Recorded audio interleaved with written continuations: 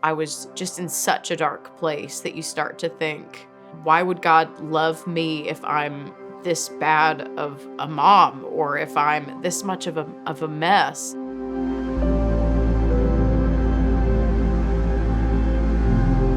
I'm one of those people who has a lot of struggles with anxiety. That's just been my story for the past couple of years.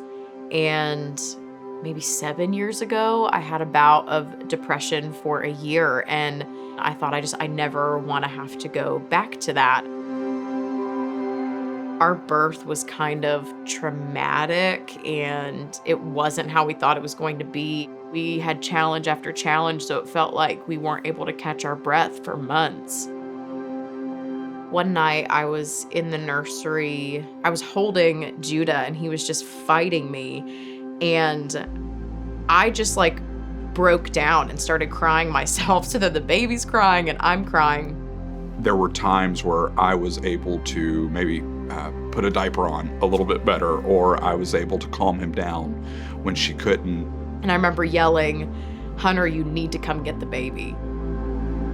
When he came in, he could tell something was off, and I said, I don't want to see him. I just need a break,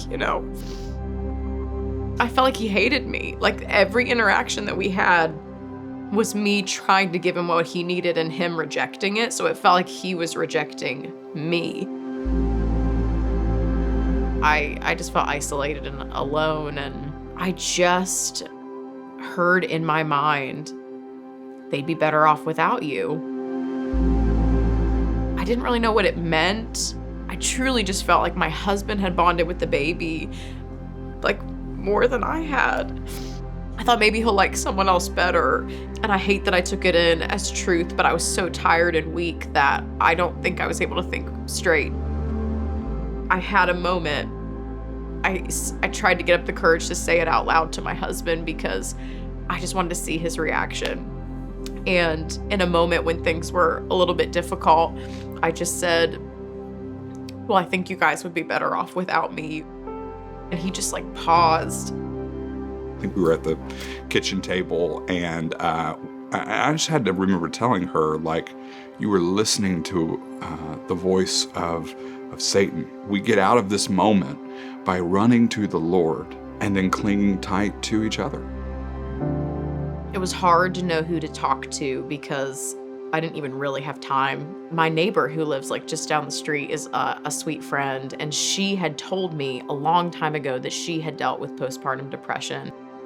One day after Judah was born, like I said, because we live 3 houses down from Joy and Hunter, I walk by a lot. As I was sitting talking with Joy, it just became apparent to me she was feeling really overwhelmed. She was stressed. She was down.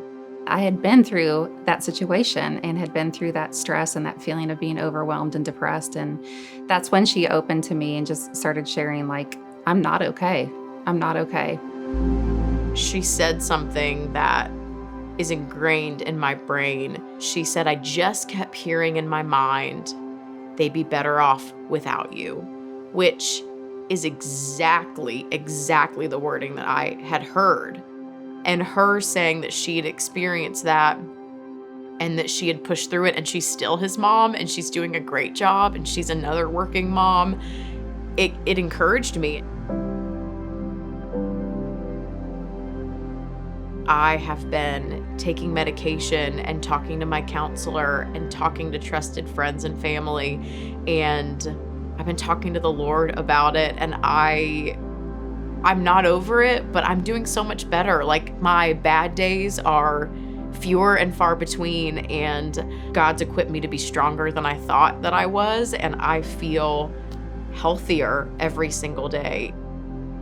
Because of her willingness to say, I know I'm here, but I want to be there. With the help of the Lord, with the help of counseling, with the love of my family, I'm going to get there. I am so proud of my wife. She's the strongest person I know.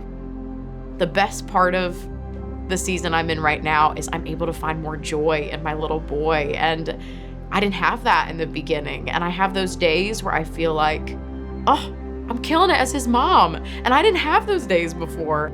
I'm grateful that working through the postpartum depression and seeking help about it is allowing me to slowly start to enjoy motherhood, which I've always wanted to do, because it's such a gift, and that baby is such a gift. And every time he smiles, I realize that I want to enjoy this as much as I possibly can, because it's not gonna last forever. I just want to soak in the moments, and that means me figuring out how to be as healthy as I can be for him, because I don't want to be fighting lies in my mind. I want to be present in every single moment.